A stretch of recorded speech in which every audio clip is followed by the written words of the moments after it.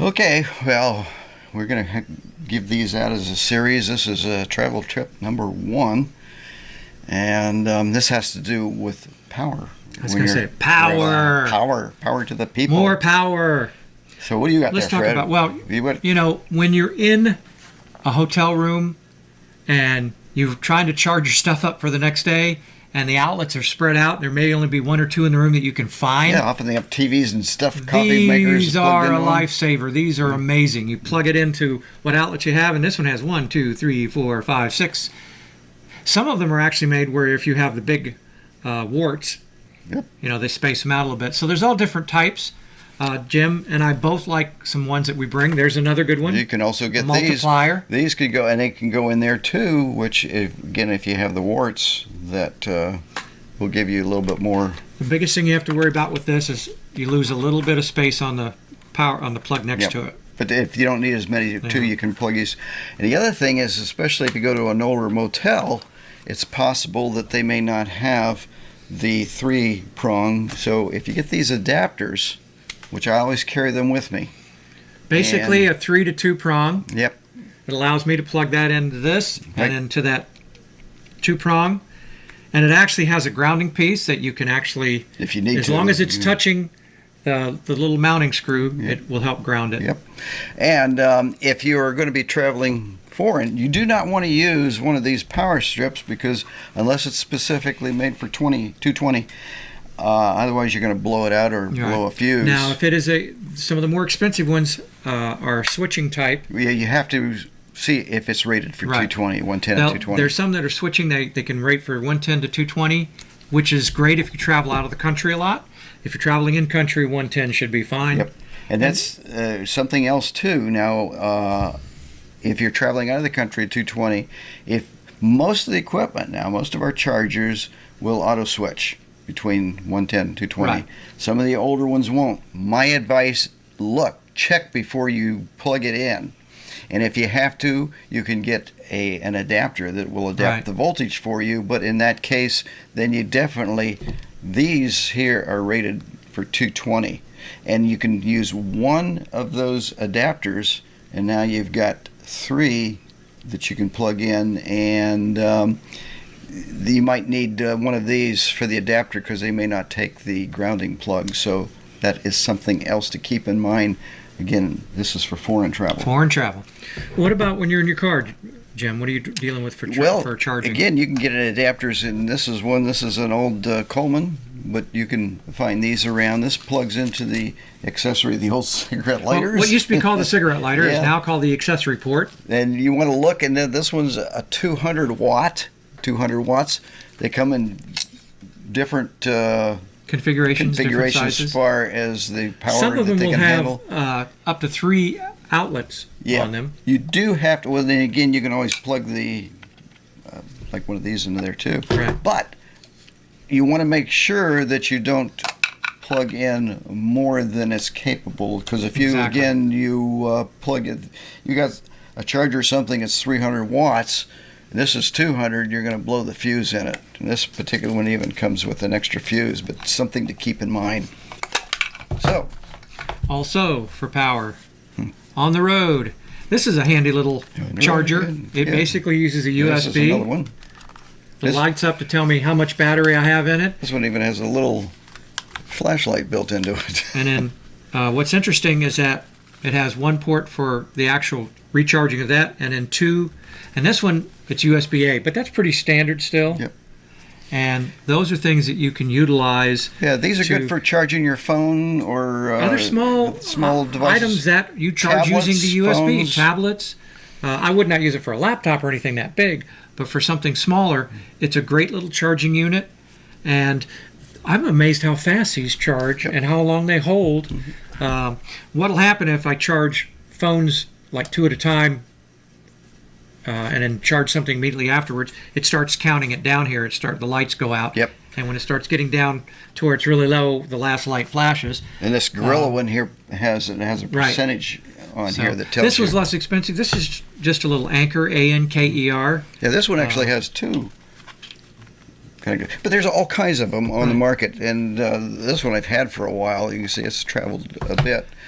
So yeah, keep an eye out at most of the Well, I like this online for traveling, and camera stores, also Amazon. one of the things we have to worry about down here is power outages because of tropical storms and hurricanes. So these are something that we swear by. And this one, it's an IQ charger. It actually will see if you've got something that's a slower rate, it'll adapt itself down, and if you've got a higher rate. And the newer ones probably do that. And that's what's cool. And this little bag I thought was nice. It's a little slick as far as it doesn't hold on to anything, but it does protect it a little bit from dings and scratches. Just a nice thing to have. Power is always something you're going to need no matter where you go. So whether you're in your motels, you're traveling foreign, or if you're in your car or walking. Yep. Well, let's talk about support. Support. Yeah, we need support. Yeah, send us your money. No. Yes. It is your dollars. No, you we're can talking adopt things us. like tripods and ball heads, things like that. We need to be able to support our equipment and keep it stable out in the field, whether you're using video or still. And what have you got there, Jim, that you can... Well, first I was going to talk about tripods. I've got this little three-legged thing. These are neat little travel tripods. I mean, sometimes, especially if you're traveling on a plane or stuff, you're limited in the amount of space. This one actually comes up to almost a full-size tripod, the way it folds. Right. In fact, while you're showing the next one, I can get this out and show it here. I think, and it comes in this nice travel case, too. This one's a little bigger, but this is a medium size. It's smaller, as you can see. Let's compare it, though, with that one. Yeah, this Even one with the smaller folds medium, up like that, and it comes with a little ball head. as you can see, this one's going to take up less room. Yeah. This one's not bad. It's easy to store. I've actually got a medium weight gimbal on it, and this works well for me when I travel because I can't put as heavy There you go. There's a lenses on it, and same the- thing with this. They have a weight limit, but for a lot of your photography needs when you're traveling and need to save space, especially if you're flying, this is a great one because you can put this right into your luggage. Or if you're hiking somewhere and you just don't want to drag a big heavy tripod with you, but you still want to have access to some support, this is something that's really great. And then of course, for your GoPro and very small lightweight cameras, these, and this one's kind of cool because the little piece drop and you connect that to your camera. As you can see, it's all done by hand, no need for screwdrivers or anything. And then the little head on there actually is adjustable. This one I've used for a lot of stuff, and it's worked extremely well. And it is flexible. And they got the Gorilla Pods, which is Gorilla kind Pods. of like a knockoff. This doesn't even advertise itself as that. It just calls itself a mini tripod for, as I said, it's called a Magnus, M-A-G-N-U-S. It would work fine for smartphones. For smartphones, for some of the GoPros smaller or your- point-and-shoot cameras. You call it sports cameras? Yeah, the sports cameras, and then of course for the GoPro, and that's what I use it for. In fact, It little is mirrorless probably great. under. It is really nice. Okay, and what I got here, I was going to show it. This is the Ultra. This is the Platypod. There's two. There's the Max, which is a larger one, and then this one, which again is good for GoPros. And we did a whole review on this not too long ago. I guess we went back about 2017. And you can mark ball heads on there. It comes with little legs that you can mount in here, and this is really handy too, for especially with the smaller cameras. So something else to consider. Guess what we're talking about now? Yeah, this is just in case. Just in case. Folks, when you travel, Not just in case. you have to be able to put your gear in reliable storage, bags, cases, whatever you want to call them. This is a Pelican case, and it's a pretty good size one. Good way to stay organized as well. Right. This one, basically, if I'm not going to open it up on camera right now, but it has storage areas. You can make them bigger, smaller. Foam. Right. Yeah, that you can, little blocks, you can move it around, adjust it. Right. Well, it's foam and then semi-rigid pieces in there. Another one that I just got that I really like is a smaller case. This is not a Pelican. It's another brand name. Shall we go tell? This was at Harbor Freight. Of all places, Harbor Freight. Harbor Freight. Yeah. Not a bad price. This is called the Apache. This one's a little bit smaller one, but what's nice about this one is I needed to be able to store my GoPro and all the stuff that goes with it, and it did a beautiful job because it allows you it has the foam in it where you can take out the pieces that you need to take out in the exact shape, if you will, almost like a shadow board of your gear, and then you drop it down in there. And this, I don't care what happens to this. And of course, the nice thing about these is that they have the valve in them. If you are flying, it will adjust for pressure. Also, this one tells you you've got to close it if you're going to be in a waterproof situation, because both of these are waterproof cases. It's good also if you're at sea level, and then you go out to Mount Everest to the top. Exactly. But the nice thing about a case like this, I carry a soft case on airlines. It's great. It's, what is it, the Airport Traveler, I believe it's called. I love that. Fit underneath the this seat. would fit, but this is not going to carry all my gear. The one that I have is a soft side, but it's fairly padded. However, if I'm carrying a lot of gear, and especially more sensitive, as we are going to be doing in a vehicle, I like the fact that this can get thrown around, banged around, whatever. The case is going to get marked up, but the stuff inside is going to be in great shape. And that's why that Pelican case has been through a little bit of traveling already, gets banged around, thrown in out of the vehicle, thrown into the hotel room, whatever. Another thing to consider for regular bags too is little TSA locks if you're flying, right? To make sure that somebody. The nice thing about a TSA those. lock is that they have a master key that will open it. Yep. And then for you, it's a combination. Also, it has a little red indicator. If they've been in there, the indicator, they can't turn it off because they're using the key. Yeah, no. If the TSA does it too, usually they put a little. They put a thing inside your but this bag one lets you know if saying anybody unlocked it, because in the little red indicator shows. If that indicator is not there and there's not a paper inside, that means somebody else may have been into your bag. So something to keep in mind. No, if anybody opens it in any way, shape, or form, the red will come up. That's what I'm unless saying. They know the combo. So if that red is up there and there's not a slip inside that the TSA was in, that means somebody else. Well, then start checking your bag for gear. Make sure it's all in there. Also, going as far as organizing, these are very, very clever for carrying batteries around with you. You've got these in AA's and AAA's. You can just slip your batteries in here. And what I tend to do is if the battery's used up, like I always use rechargeable batteries. So once they are discharged, I put them in upside down so I know which ones are charged, which ones are discharged. And also, we have all our charging cables and all that good stuff. It's just nice to have. Little gadget bags like that. You should get these in there, and then you can put your cables or little items in there. So something just to keep in mind. Well, the nice thing about a bag like this, it's protected. You put that inside your other cases, and it can get banged around. Yep. Even a cable case, if you're putting it into a larger soft side, you're still protecting. Yeah, it'll even go in your camera bag for that matter. But the biggest thing is that it's really organizing your stuff. And let's face it, it's real easy when you're on the road to get disorganized. And where did I put this cable? Where did I put that cable? Fred and I start out disorganized, so keep that in mind. Well, that makes it, we don't have a mess when we come back. We've already had it when we started. That's right. You started with a mess. Organized come back chaos. with a mess. That's right.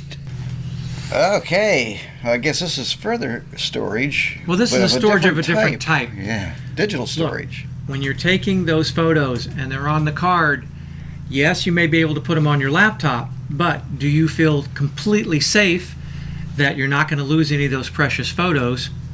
Let's put it this way. Back home? Fred and I we're IT people, and we know that drives, they fail. They do fail. So, and even SD cards can fail. Compact flash, any digital storage can fail. So you don't want to come back and find out that you've lost all of the images you took when you're traveling. So back up. The more backups you got, the better off and safer you are. So why don't you go ahead and start what you got there, You can Fred? go very, very simple. Flash drives. The 256 and the 512s have gotten inexpensive. The 128s are just, they're almost giving them away. They're very, very inexpensive now. And don't be thrown off. These can hold a lot of photos. But don't rely on just one. Like I said, they can fail. Make at least 2 backups. And I would keep them in separate places. Well, the biggest thing with these is it depends on how much, because there's no moving parts, it depends on how many times, if you write to them and that's all you do, and you're not doing a lot of erasing, reformatting, things like that, it will have a pretty good shelf life. Let's say you had enough photos to fit on one of these, and then you just put it away for the rest of the trip. You're probably in great shape. Yeah. But if you're doing a lot of reading and writing and erasing, that type of thing. Well, even then, I would not trust just one device with my backups. And believe me, ever. I always back up at least twice. I don't carry just one of these. I have a little case of them. But I don't use these for everything. My favorite way of storing is they've made so many drives out there, Yeah, like you these show. got in here. These The are ruggedized. Those are the standard little- mechanical drives. yeah, these are 2.5-inch hard drives. So if you drop it, the ruggedized case will help protect it. And drives are rated. They actually, when they're in the lab, they drop them from a certain height. Yeah, and they have to be able to withstand that to pass. But if you ahead. put these near a strong magnet, Yes. Here's one that's a little different. Very small. The drives that you're seeing in laptops nowadays are called NVMEs. yeah, they're They're a solid, type of solid state solid drives. state, but they're Yeah. actually a chip. And this case allowed me to put this chip in here. What I did is that on my laptop, I went from a 1 terabyte to a 2 terabyte. Well, since it uses NVMe, I said, I'm going to get a case. I bought that, put that in here, reformatted it. Now I have a terabyte worth of storage. That is some storage. It's a USB-C, so it only uses the power right off your laptop. And yes, you would need a USB-C here, unless, and here's the cool part, I've actually done this. If you only have a USB-A, Just get an adapter. I have an adapter. This primarily was designed to go in the C to allow to use a USB-A, but I actually did put it on here, and I had two. I had this cable, which is an A to an A. Just put that in there, and I was able to read it without the original cable. Yep. It doesn't matter. The nice thing about these On is those they're cables, smaller, more compact. Very compact, extremely fast, no moving parts. I can drop it. This is an aluminum case. It's a really nice case. This one is called a Sabrent, S-A-B-R-E-N-T. I think it cost me about $26, $27. Yeah, they're fairly inexpensive. That seems a little bit more expensive, but the reason I like this Little is drives are more expensive than. well, the drives. Yeah. Actually, these have dropped in price now. You can get them for pretty good, anywhere from 100, I was going to say 19 and down. I say $80 or $119 and down. $100 or $20. If you don't need a full terabyte, then you can get smaller drives. The one I liked about this is a heat spreader, and because this whole thing is aluminum, it dissipates the heat. Because yes, when you do use them, they do get a little bit warm, and so this helps dissipate the heat. And now I've got storage, and what I will do is I will transfer to my laptop. And with that, how do you transfer? Then And you you've got to can't plug use your cameras in some instances directly into Right. your ports. And on your yes, laptop. laptops will have an SD card, but those are a pain to work with because you got Well, to some push it all the way laptops in. do. Yeah, Not all of not them. all of them. Here's one that basically is a USB-C to SD or SD Mini, and this works nice. Just get ones that match the type of Right. card that your particular camera is using. But if you are worried about that, this is a multi. This does SD, SD Mini, and compact flash. Yep. And in it does, it's basically a little, and all of these that I've showed you, USB, this is a 3.0, this is either a 3.1 or 3.2, which means it's a little faster. They'll actually have a little sign on there that says SS with the USB, that means super speed. 3.0 or faster are very fast for reading and writing. Assuming your laptop, again, has a 3.0. Well, you would have to have a much older laptop They're to not have a backward, 3.0. well, they're backward compatible, Yes, you can use it on a but 2.0. it's still going to go the 2.0 rates if your laptop Yeah, the is bottom line slower. with that, Jim, you'd have to have a pretty old laptop to be 2.0 only. There are people I know that still have old laptops. And if you've got one and it works well, these will drop down, and you will have to adapt the USB-C because it didn't come along. Even though it's been around for a while, they didn't start using it on laptops and phones, etc., till much later. And of course,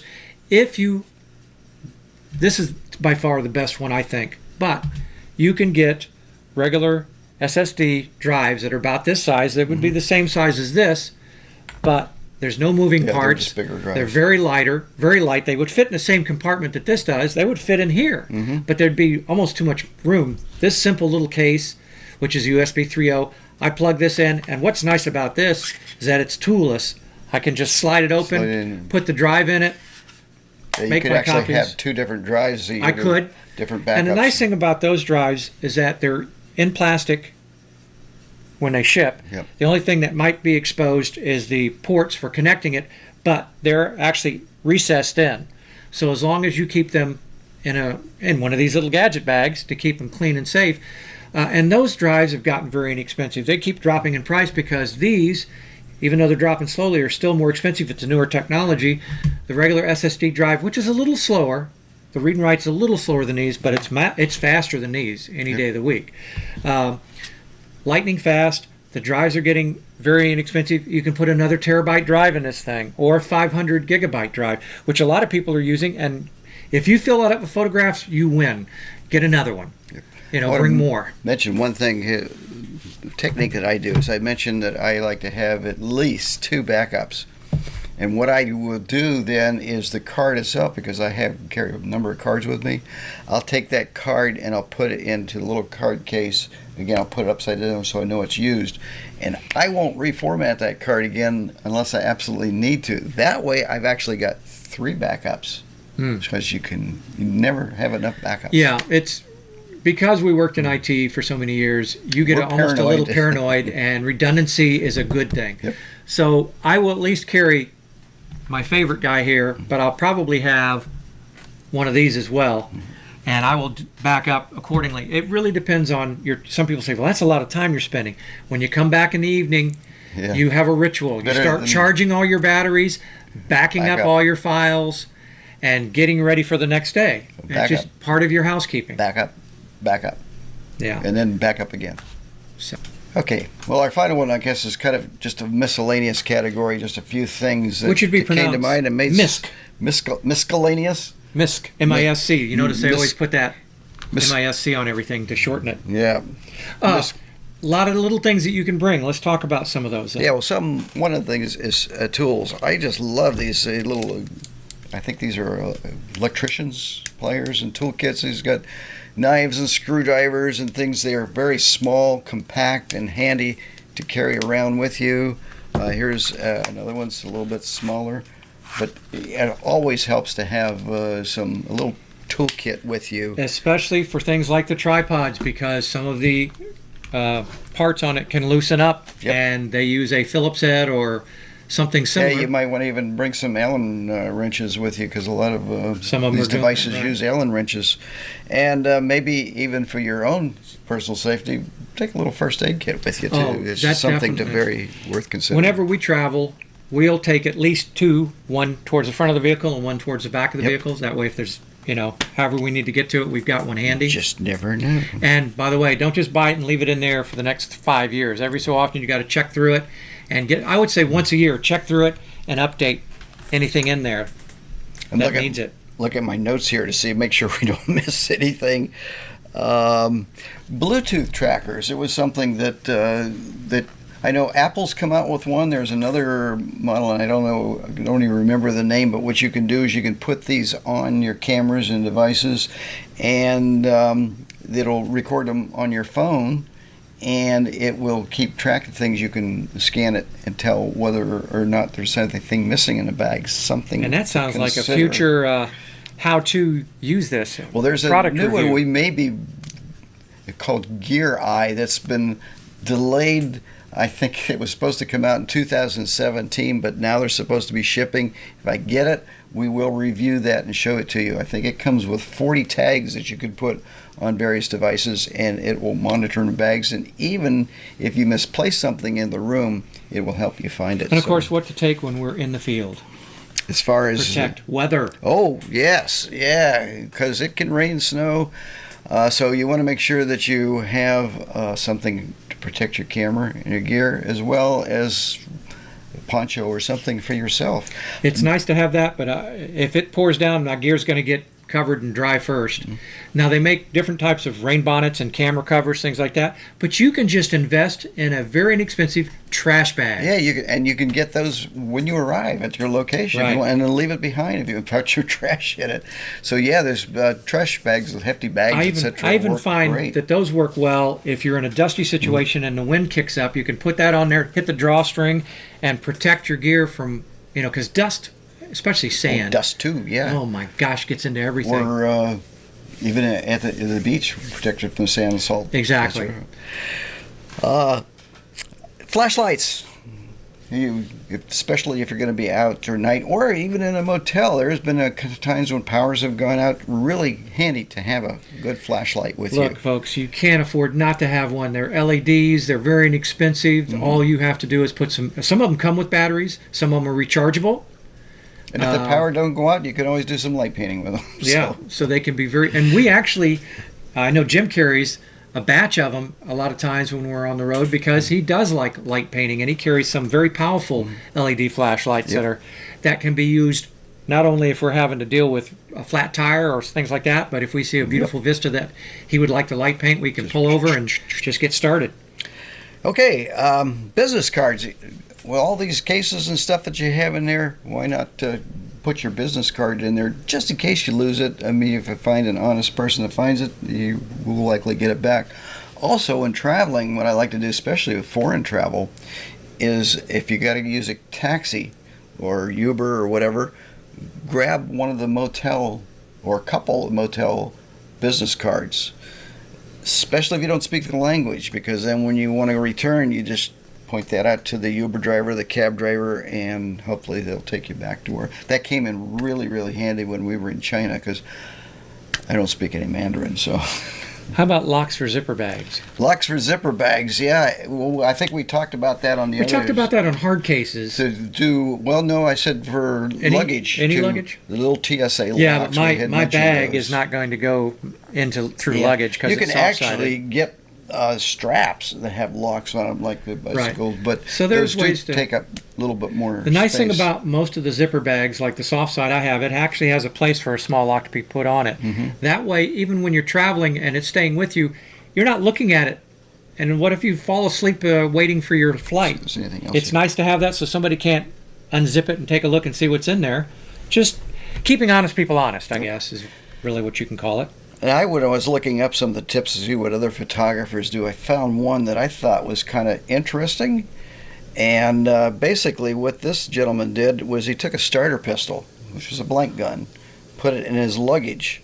And then he'd tell, when you check it into the airline, you say that, oh, there's a pistol in this luggage. Well, you have to tell them it's a starter pistol. No, you just tell them. Any kind of gun? You don't have to tell them what kind of gun it is. Just say there's a pistol in there, and they will put. If they tell them it's a starter pistol, they won't care. But if a pistol, they'll put a special marker, and they do extra careful tracking on it because they don't want a bag to be lost with a gun in it that somebody could possibly find and get that gun out. And there's a lot less chance that you're going to lose your luggage. The idea sounds good. That was a very, very clever idea. It's an interesting idea, but I'm going to have to be the voice of dissent on that a little bit, because I wonder if airlines have gotten even more strict since this gentleman has traveled. No, this was just recently. We went to the Olympics, so this was just this past year. Well, we'll see. Maybe they'll allow it. Yeah, I'm thinking he's been doing this for years. That he has never had a lost bag, and I can knock on wood now. I haven't either. I haven't done this. But you haven't done the starter pistol. If you're really concerned, it's something to keep in mind. And those charter pistols are actually quite cheap. Actually, you could put probably a toy gun in there because the X-ray, as long as it looks like a pistol, they're going to say, okay. Like we're going to be taking with us to 1880 Town, which is a fake Colt. Well, unless they decide to search our vehicle, nobody's going to know that we have it. No, but I'm just saying that in the luggage, an X-ray would look like it. Anyway, we would love to hear what you guys, if you've got other tips, tricks, what you like to take with you and what you find absolutely essential, please let us know, and we will share it next time with our listeners.